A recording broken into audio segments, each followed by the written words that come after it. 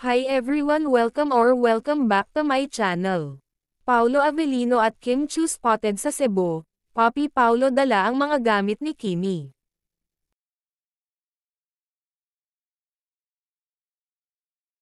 Spotted nga ang pagdating ni Kim Chiu sa airport, kung saan ay kitang-kita ang kagwapuhan at kagandahan ni Kimi, kung saan ay makikita ang kanilang bagong looks, lalong-lalo na ang pagiging kulot ni Paulo. Makikita nga si Kimi sa pagdating nito sa airport na talagang walang kaarte-arte dahil mismo siya ay tumulong din sa pagkuha at pagdala ng kanyang mga gamit. Sa ibang larawan naman ay kitang-kita na magkasabay ang dalawa, habang dala ni Paulo ang malita ni Kimi, at ang ibang gamit nito.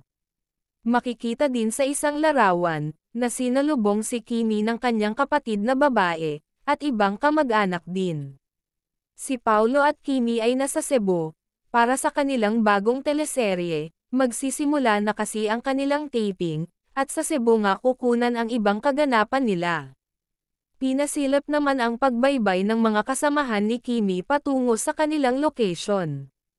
At nang makarating nga ay may paayuda naman, dahil pinasilip din nila ang lugar kung saan sila magti-taping, at kita din ang dalawang director habang nakaupo, at mukhang pinag-aralan na nito ang kanilang sisimulang taping sa Cebu. Mukhang mas marami pa tayong aabangan sa Kim Pao, lalong-lalo na nasa lugar ito ni Kimi, mukhang mas makakasama o makakabonding pa ni Paulo ang pamilya ni Kim Chiu.